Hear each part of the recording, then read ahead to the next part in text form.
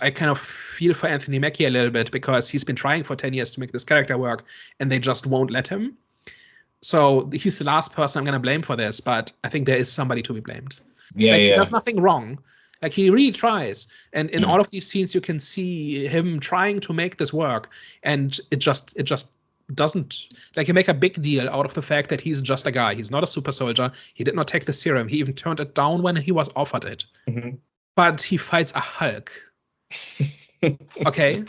Right? So that's issue number one. And in order to make him fight the Hulk, they give him an indestructible armor made out of vibranium. So first of all, Captain America is wearing a foreign armor. If you're going to do this, it better be symbolic, right? There better be a point attached.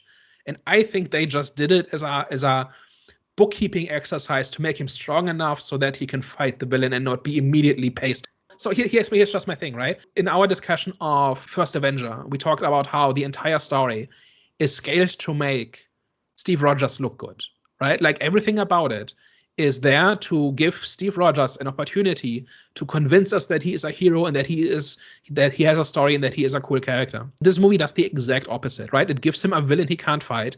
And in order to be able to fight him on a technicality, he gets equipment that negates his shtick, which is supposed to be the everyman, who's Captain America not because of what he is, but who he is, right? So it's, again, this whole thing of a good man versus a perfect soldier from First Avenger, right? But Sam Wilson is just a good man, right? That is why he is supposed to be a good Captain America.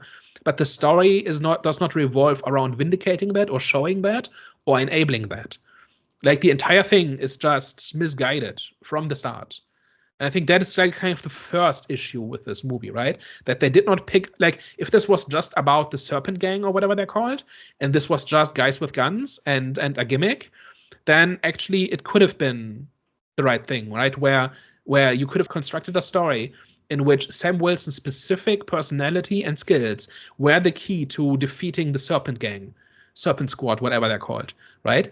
Like, they barely, like, they used to be in this, right? And you can see, like, set photos where they actually have this serpent motif, and that got removed, and now they're just like mercenaries with a snake theme in their code names. That's the only thing that's left. But if he was just fighting them, right? If there was some kind of conspiracy to kind of undermine the adamantium thing, I think that would have worked a lot better. But making him fight a villain that does not match his story is like the big sin. And that is like one of these bookkeeping issues that this movie has, where this is more about accounting, like an accounting exercise for the MCU than anything else.